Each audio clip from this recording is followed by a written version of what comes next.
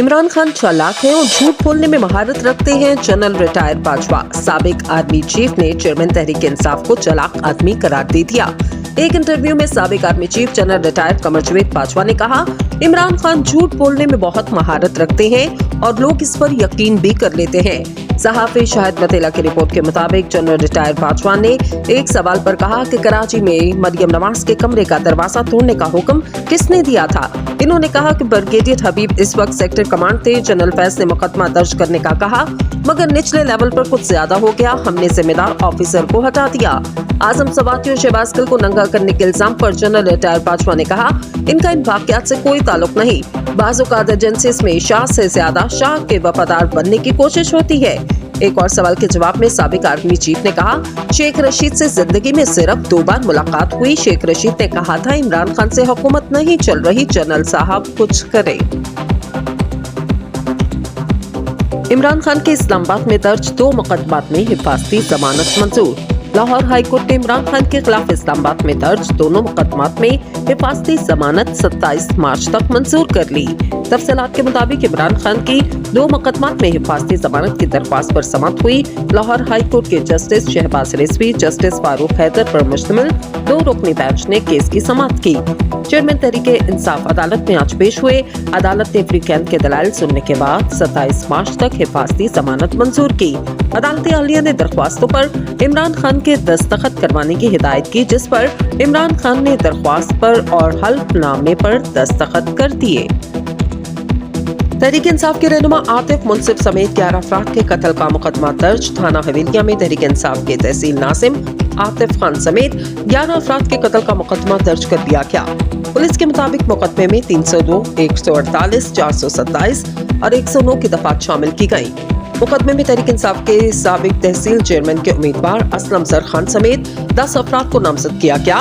Police का कहना है, नामजद मुलजिमान की गिरफ्तारी के लिए खसूसी टीमें तश्कील दे दी गयी। मुलजिमान को जल्द गिरफ्तार किया जाएगा। ख्याल रहे, गुज़श्ता रोज लांकरा में फायरिंग के नतीजे में तहरीक इंसाफ के तहसील नाजिम हवेलियां आतिफ मुंसिफ समेत 11 अफराद चांद की बाजी हार गए थे। सऊदी अरब में रमजान का चांद नजर नहीं आया। यकम रमजान जुमेरात को होगा। सऊदी सुप्रीम कोर्ट ने शहरियों से रमजानुल मुबारक का चांद देखने की अपील की, ताहम आज मुमलिकत में चांद नजर आने की शहादत मौसूल न हो सकी। सऊदी अरब में 23 मार्च जुमेरात को यकम रमजानुल मुबारक होगा। हरमैन शरीफैन में कल बाद नमाज इशा तरावी अदा की जाएगी। दूसरी जानिब सऊदी शाही दीवान ने भी एलामिया जारी कर दिया, जिसमें कहा गया, सऊदी अरब में रमजान का चांद नजर नहीं आया, लिहाजा मुमलिकत में यकम रमजान जुमेरात 23 मार्च को होगा।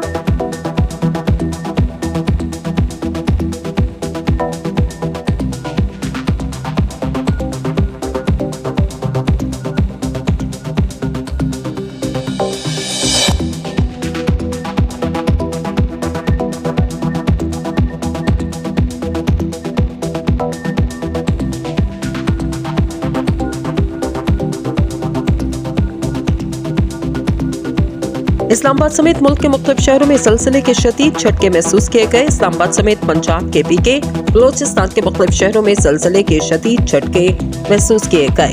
पेशावर कोहाट में भी ज़लज़ले के शदीद झटके महसूस किए गए। इसके अलावा ज़लज़ले के झटके लाहौर, कोयटा, रावलपिंडी में भी महसूस किए गए। भावलपुर, लोधरा, डीजी खान, मियांवाली, खानेवाल, टोबा टेक सिंह, पारा, चनार, किर्क में भी ज़लज़ले के झटके महसूस किए गए।